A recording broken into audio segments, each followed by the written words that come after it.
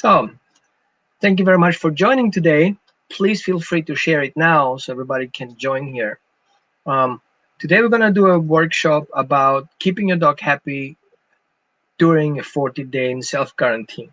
So, why is this important?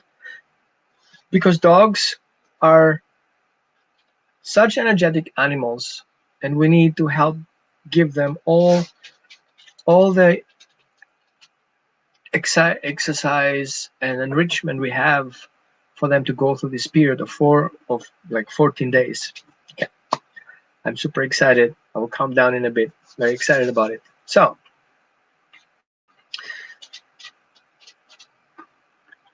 today it will be about an hour. We will discuss everything that we need to know through these 14 days and how we keep our dogs happy.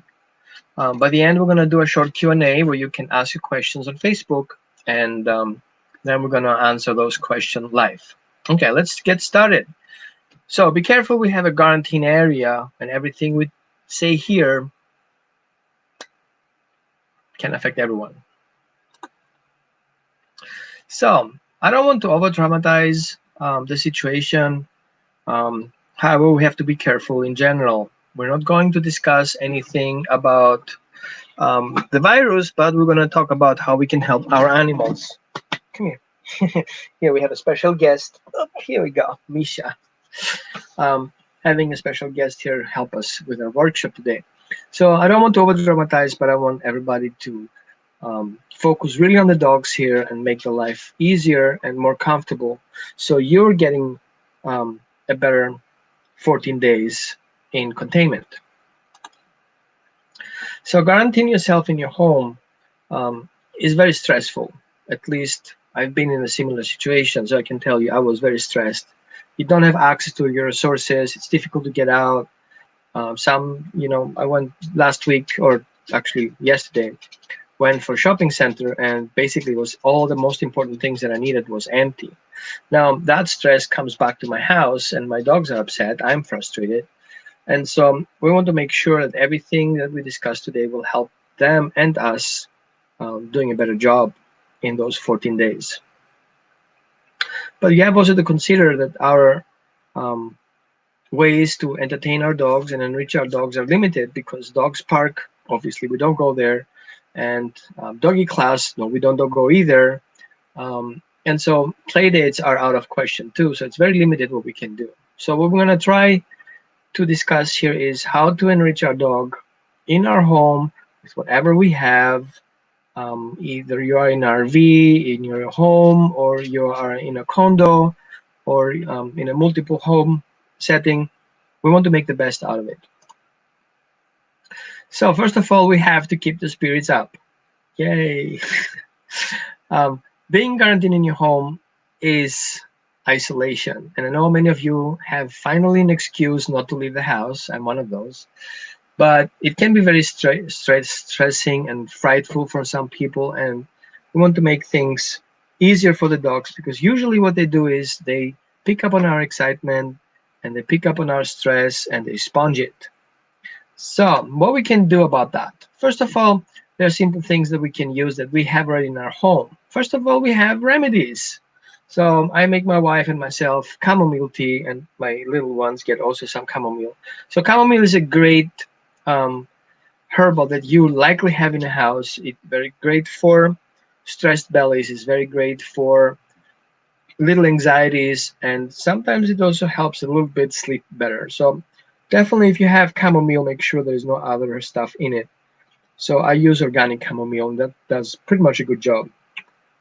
You can calculate 1 tea bag per medium-sized dog up to a large dog. Make sure it's cold and not hot, and you can give them to drink. Some other stuff that I recommend is home tinctures. Home tinctures are, for example, CBD oil, rescue remedies, and anything that is out there in the market that keeps its promise to keep your dog down. Me personally, I like rescue remedy, and we have our own CBD oil, so we're pretty good to go with that. Reducing boredom while in quarantine at home, and it can be very boring. You watch all your movies and you get tired of it. Your dog's chewed on all these toys, now he's tired of it. Now, how can we improve all the situation? So being confined in a home for an extended period of time can be very, very upsetting for both you and your dog. So we will discuss a few things that we can make everybody happy.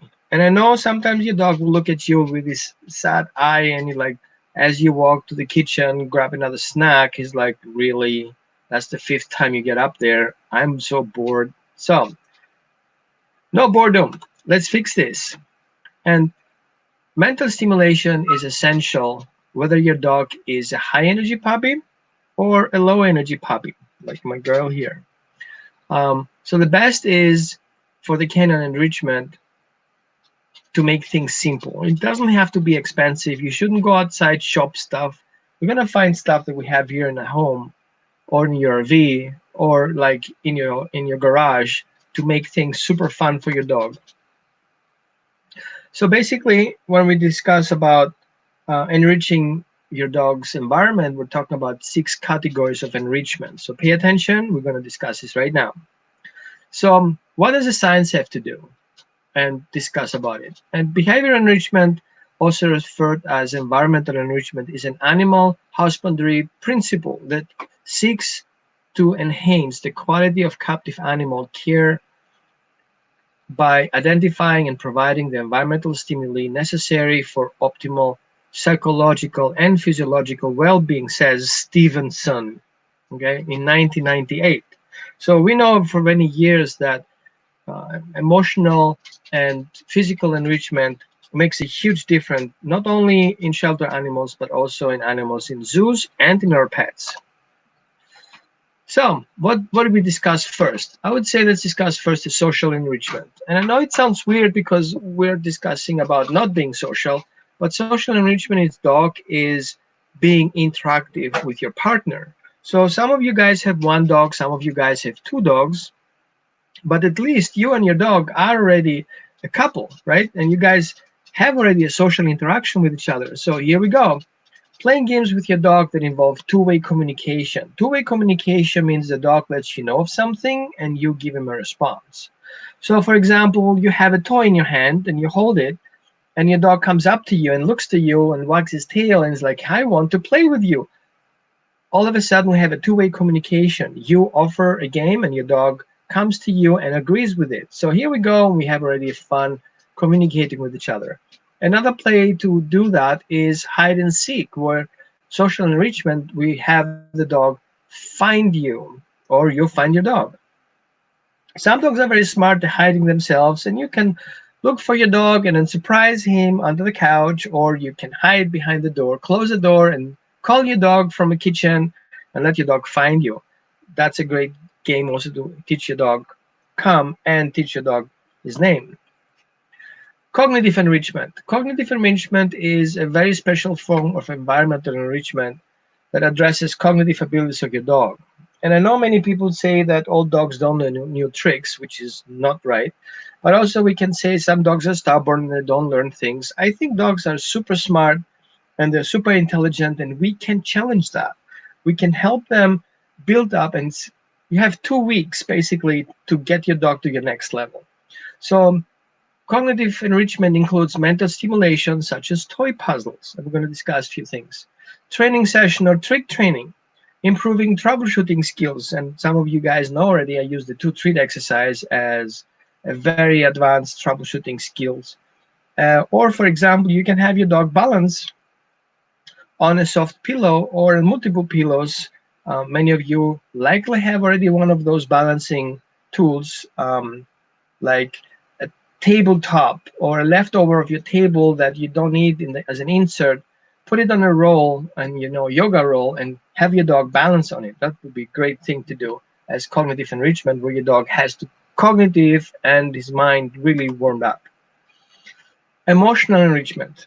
So emotional enrichment is something most people kind of not sure how to apply it. It's very simple. Dogs look at our face expressions and our body expressions, and those are connected to our emotions. But dogs have also emotional expressions. For example, wagging their tail, looking with their head, and tilting their ears, and panting eventually. All these are information that we shows how the dog feels emotionally. So we want to make sure that our visual and emotional games, um, where you can give your dog cues and support it by your facial expression.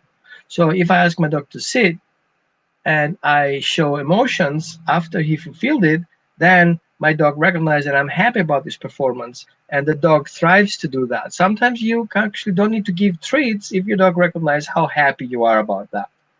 Sometimes teaching the words and gestures that are corresponding to your emotions. For example, I'm so happy, and your big eyes and smile in your face and appreciation that comes from your heart.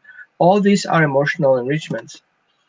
Physical enrichments. I know some of you guys are very advanced. Some of you guys have just, limited space in your house, but enhancing the animal living space and changing and adding complexity to the environment is a great enrichment for your dog. Few things that you likely have, you have somewhere a box. Take that box, open it up, toss some treats in there, have your dog jump into the box, and then you can make even a tunnel out of it. So if you have a small dog, you take a knife, open a hole in the box, and teach your dog how to go through the tunnel from one side to the other. If you don't have a carton box, you can take 4 chairs, tilt them over, put a blanket over it, and create a tunnel and let your dog go through it. First of all, start with 1 chair, then add a second chair, third chair, fourth chair. Maybe you have more chairs, why not? Make a big tunnel out of it. And some of you are either more advanced and have even pop-up tunnels, the ones you can use in agility. Okay? I know you guys do that sometimes. You're smart. You know this stuff. Sensory enrichment. I love that because dogs really hear very well. So some dogs love music. So download something from your internet, some calming music. You can have natural voices and noises coming from your phone. Put it in your speaker. Some of you guys may eventually are getting your pet TV on your streaming, or you guys have some simple noise machines. Olfactory, for example, for dogs, it's a great enrichment for a sensory because that's their main tool of finding and sniffing. So you can have so many fun stuff, things to do. So you can take some treats and then hide them in corners in your house and let the dog find them. And then you can go advanced. Start hiding the treats that your dog already knows what he's looking for under the pillows. Let him find them. And then you can get even more advanced. Hide treats in small boxes and spread them all over your house. What you can do also, if you have small boxes from a delivery, since you guys usually order online, meanwhile, because you don't leave the house, you can keep those boxes, especially the small boxes, throw them in a pile and have some of those have treats in there and let your dog find those. So that's olfactory enrichment. So auditory enrichment, hide and seek again, is a great thing to do. You can call your dog. You can go into the kitchen, call your dog. You can go in your living room and call your dog. You can hide yourself in the cabinet or in the closet and call your dog and let your dog find you, or you can hide even yourself behind the door. And again, listening to music is sometimes a great enrichment. Mozart and these classic musicians had great music and very interesting in their way of playing. Visual enrichment. I know some of you guys think dogs have limited visual, but I would say they have a different range. So colors look different, but they still are colors, and you definitely can include them. Find the small colors in the dog's toy box and start naming them, and you can use those games as teaching a dog to pick up the red ball or the green ball or the blue ball and start naming that. So give me the red ball and you give the dog a treat when he picks up the right one. So you can also introduce the dog which color you mean. So if you pick up the red ball, you tell fetch the red ball and just you fetch the red ball, obviously, right? Then you can also, because dogs visual enrichment is also in chasing, of course you don't want to go extreme in your house, but having a dog chasing a rope or a flirt pole. Some of you guys know what that is. It's basically a stick with a rope. You guys who have cats have seen that already. And have the dog chase it. the end of the rope that you eventually have a small toy attached to it. So make sure you're not doing that on a slippery floor where the dog can get hurt, but you should do that maybe on the carpet. What I usually also do is give them also visual enrichment by giving them something to wear that has different colors. Some of you have different jackets. Why not?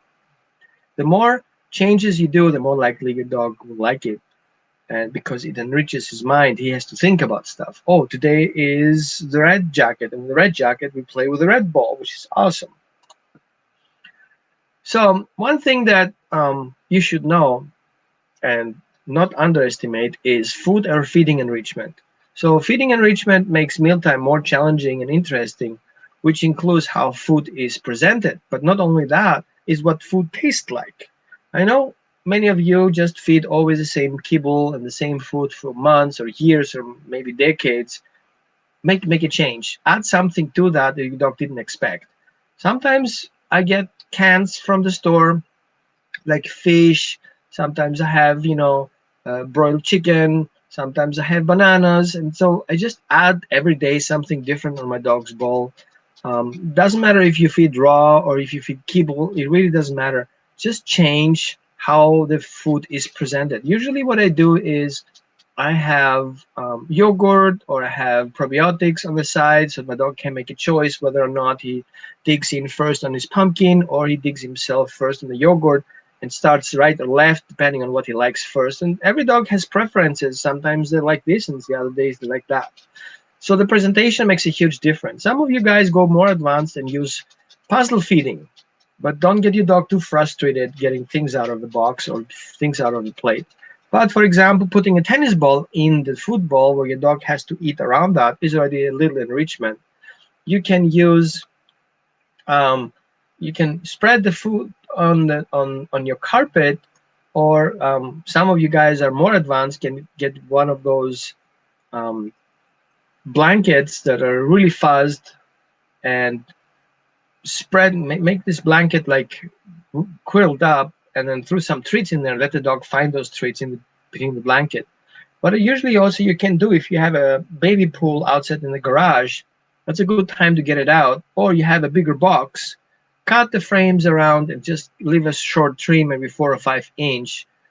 Create small paper balls with whatever paper you have left. Of course, toilet paper is not in question since nobody has left. But you can use magazines. I would not use newspaper because the ink is toxic. But you can use these magazines. Get spread papers and make small balls and fill up this carton with those paper balls and then throw some kibble in there. Let the dog find them. Let the dog really dig into this box. So one other thing that I see is very good is if you have multiple or different proteins. So if you feed your dog chicken, why next time you feed him a little bit of fish. Now, I know some of you guys have allergies with your dogs. That's another story. We're going to discuss that another time. But in general, what you can do is you have all these options to help your dog change his protein intake, even if that's just a boiled egg on top of it, or sometimes it's just a little bit of banana splits on top of it, or if it's just some chicken, whatever that is, just add it on top. You very barely have things in your kitchen that are dangerous to your dog.